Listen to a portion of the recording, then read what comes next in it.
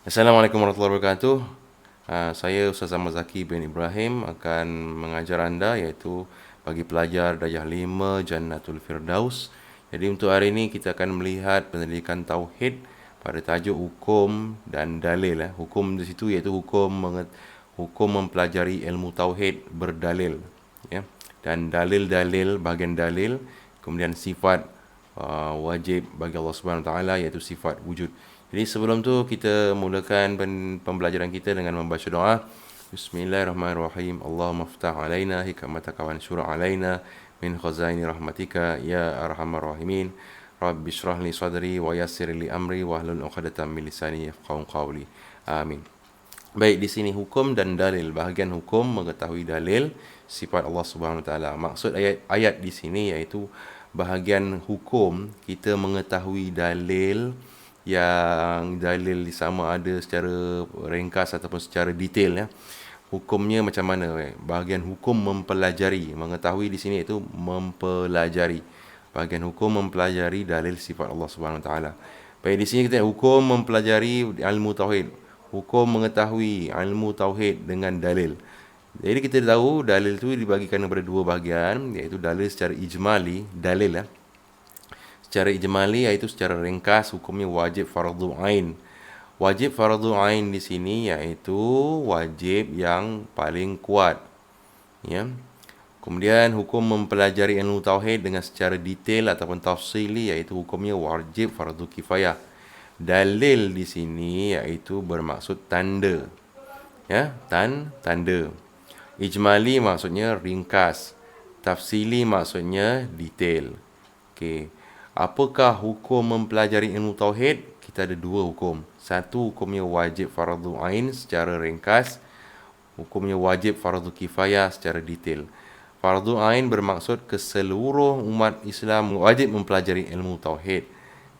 Wajib secara fardu kifayah iaitu secara detail ini iaitu tidak semua orang wajib mempelajarinya secara detail, ya.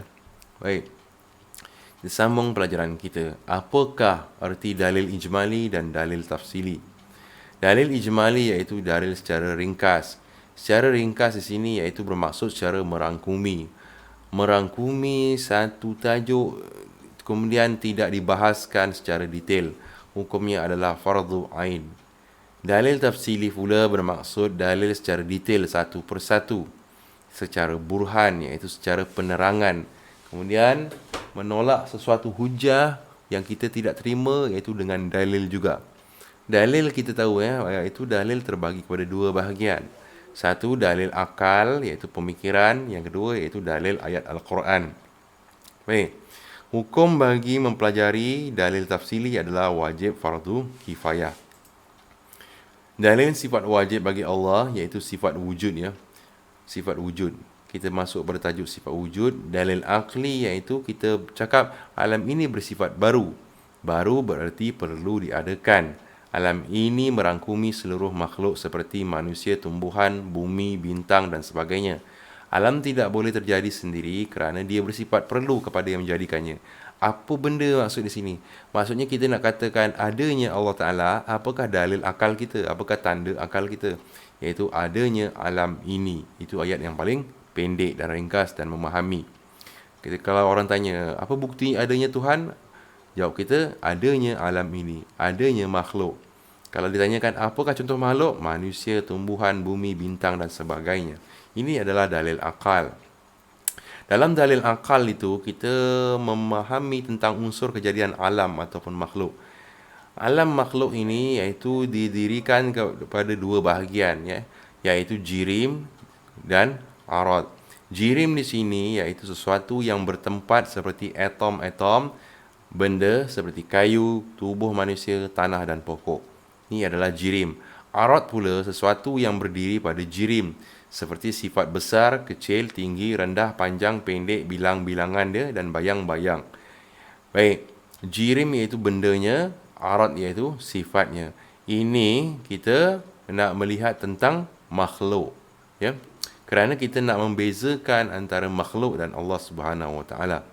Baik, cuba kita teka apa yang ada di tangan saya. Batu lah kan. Okey, batu ni adalah jirim kerana dia memerlukan ruang ya. Bila kita nak genggam pun tak dapat nak genggam kerana dia memerlukan ruang. Dalam istilah sains pula membahagikan jirim ni kepada 3 bahagian. Yang pertama iaitu molekul, iaitu air. Kemudian zarah-zarah ataupun atom. Yang ini terdiri daripada zarah-zarah dan juga atom. Kemudian yang ketiga iaitu ion-ion ya. Baik.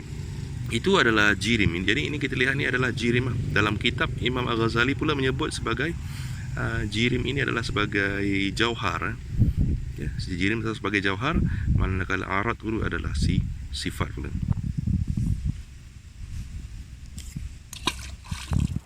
Tanda atau dalil alam itu baru iaitu jirim, iaitu benda itu melazimi ataupun mengiringi bersama dengan arad. Jirim ini ada dengan arad di sekali jalan. 2. Tiap-tiap yang melazimi atau mengiringi arad adalah baru. Sifat ini berdiri pada jirim. Dia ini melazimi berdua sama, itu maka dia baru. Sesuatu yang baru tidak boleh ada dengan sendirinya. Tanda-tanda jirim itu baru, tiap-tiap barang yang mengambil ruang adalah baru.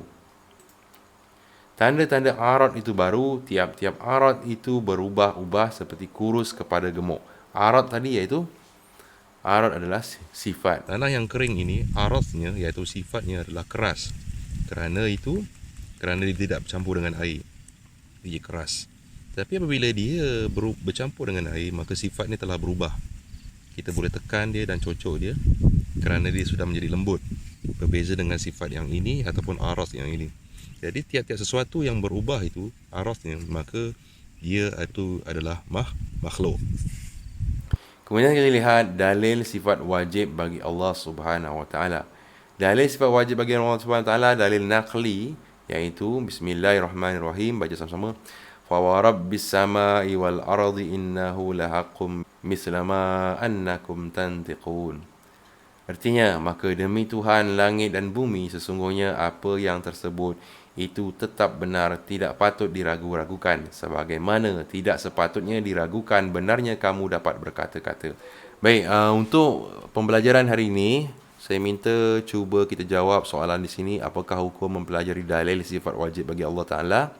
Sesuatu yang memenuhi ruang disebut sebagai, sesuatu yang berdiri di atas kosong disebut sebagai berdiri di atas apa?